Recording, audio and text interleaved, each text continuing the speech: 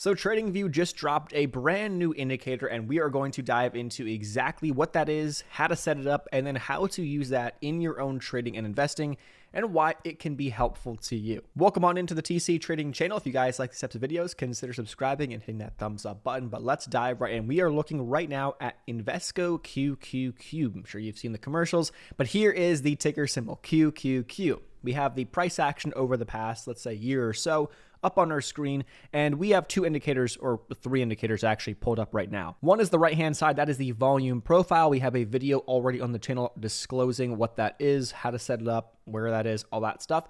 Then we have these two indicators right here, the 50-period moving average and the 200-period moving average.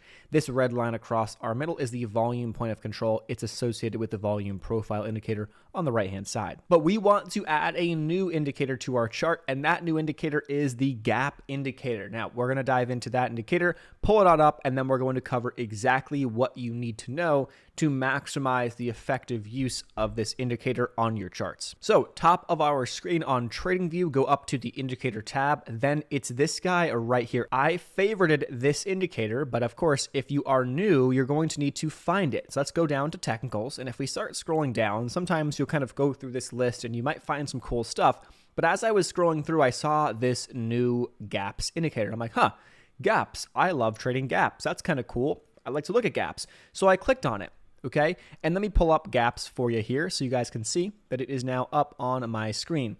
Now, I have edited this indicator a little bit, but I'm going to show you exactly how to do that, why it's useful, and then, of course, how to use it here in just 1 second. Now, before we continue, we want to give a shout out to today's channel sponsor, ChartPrime. ChartPrime is an awesome trading suite, algorithm, and community all baked into one. With ChartPrime, you get access to some incredible trading tools like automatic pattern detection, unique indicators, trading signals, and even a Discord community centered around trading education and building profitable traders. And don't just take my word for it. Here is a look into some of the recent member profit posts, and you can see that members are banking off of ChartPrime, whether that's the automatic patterns to build their trading plans, indicators, or even some of their awesome signals, and analysts who post trade ideas. Their indicators integrate right into TradingView, which makes it super easy to analyze your favorite charts, whether it's stocks, crypto, really you name it. Although many of the trading signals and the analysts in the Discord do focus on crypto trades, there's a ton to work with here. And I'd say that my favorite has to be the automatic pattern detection,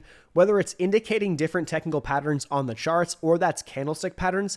It really helps eliminate a lot of the time that it would take to do your own technical analysis, and you can have essentially a bot, a system, an algorithm do it all for you. I will leave a link in the video description box down below if you want to check out ChartPrime, sign up, and get in on this action right now. They've got countless tutorials, webinars, and even live trainings that they run all the time that are meant to help you and cut down on that learning curve, giving you the best chance of success. Seeing all this and the community firsthand gives me a lot of confidence that they have your best interests in mind, and they want you to be able to capitalize in all aspects of trading, long, short, it doesn't matter. Again, I'll leave those links in the video description box down below. And of course, ChartPrime is hooking us up with 20% off. Use the promo code TCARVO, TCARVO at checkout, and get started right now. All right, so now we've got this gaps indicator on our chart, and really simple, let's kind of disclose what exactly we see. We have red gaps and green gaps. We can edit that, and I'll show you how to do that here in just 1 second.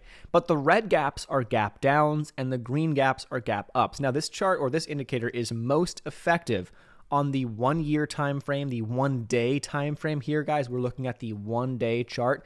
That means that each of these candlesticks is 1 day. That's what 1D stands for right there, not one direction, 1 day. And then on top of that, the 1 week time frame. So for example, on TradingView, if we go to the 5 year charts, here's the 1 week time frame. Now you're going to notice that you don't see too many gaps, okay? That's because a lot of gaps actually tend to get filled. It's actually substantially more than 50% of gaps on the daily chart and the weekly chart tend to get filled. Now, again, it's not 100%, which can get a lot of people into trouble if you start to believe that it's 100% of the time this has to happen. So understand that, but these gaps are actually really good profit targets when we're moving up and down after having a gap up or a gap down, whether it's days, weeks, or even months and even years down the road. So back to that 1 year, 1 day chart right here, that daily chart we call it. And what we see is a bunch of gaps. I'm going to pull up my gaps indicator right here. Okay, now that I have it pulled up, I'm going to go, I can hide it by clicking that little eye symbol. I'm going to go to the settings symbol right here. the little gearbox, so the gear symbol. Okay, now when I pull up the gear, pull up the gear, we have this is our options. So you have inputs, style, visibility, and we're going to start with inputs. So number of gaps, I have it set to 100 as the max number of gaps that could show up on a chart. It doesn't really matter. I want to have this number as high as possible. Realistically, though, there's not going to be 100 gaps on a chart, especially if you're looking at the past year. Most likely, there's going to be a lot less than 100, but I want to make sure that I'm not capped in case there's some crazy action. So that's something you can edit, but not a humongous deal. We have the minimal deviation, specifies as the minimal size of detected gaps as a percentage of the average high-low range. So the last 14 candlesticks there. Now, let's understand or unpack what this means. In simple terms, okay, see how it says 25% right now? If I turn this to 50%, watch what happens on the chart. You see that gap on the top of our screen is gone. If I go back to 25%, what happens? That gap is back. So essentially, the larger I make this number, for example, if I go to 75, the less gaps I am going to see on my chart. See? Then it only allows you to see the larger gaps. So that's something that you kind of have to play with, okay? And personally, for me, 25 seems to be a pretty good, size percent right there. It's going to show me the majority of gaps. It's not going to give me any super tiny little gaps if I was to make that even smaller. For example, if I went ahead and did 5%, let's see if we see a lot more gaps on this chart. Let's see. Yeah, you see a couple smaller ones. And to be honest, the smaller the gaps, the less likely that they will fill, in my opinion or my experience, although it's still a gap that you want to be paying attention to. So 25, honestly, even 20 for me will work just fine. Then we have this right here, limit max gap trail length. So I can say, okay, I don't want to see gaps that go back X number of, bars, right? And in this case, each bar is a day. So I want to go back 1,000 days. I could set a max there.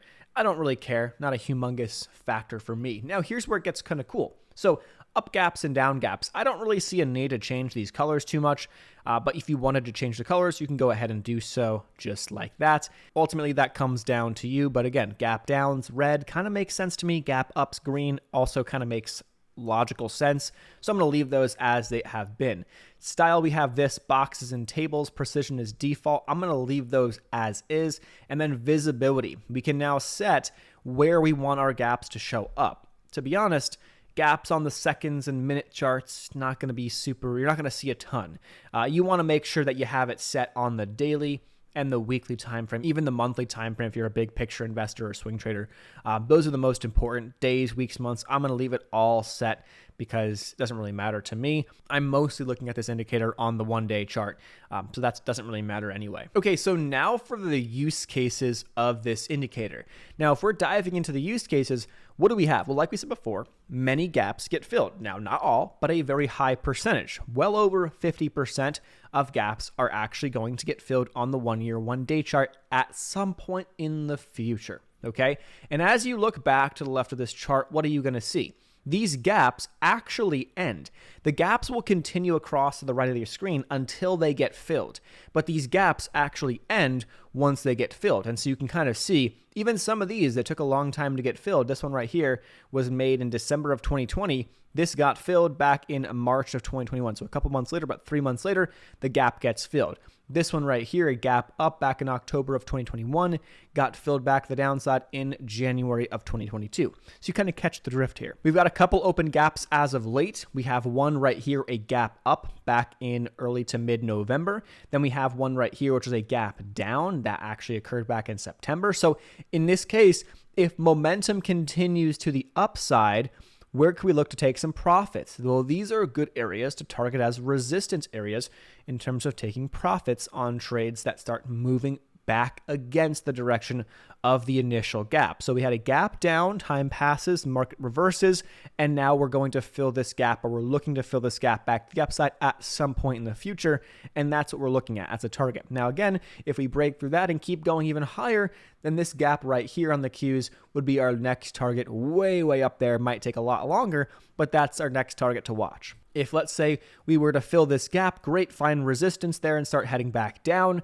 then we could be looking and potentially targeting this gap right here that was a gap up as a gap down to potentially fill and be our area of support, downside target, or even exceed that in the future if the market stays weak, which a lot of people as of right now are suspecting is the case. No guarantees, but that's where a lot of speculation is at. So again, big picture, we can see these gaps and say, yes, these gaps have a high likelihood of getting filled at some point. The question now becomes, when will these have a chance to get filled? Hope that was helpful. We'll leave some links and resources down below. Don't forget Chart Prime. The link to Chart Prime and that 20% off coupon will also be down below. Thank you guys so much for watching. Consider subscribing, hit that thumbs up button, and we'll see you in the next one. Peace.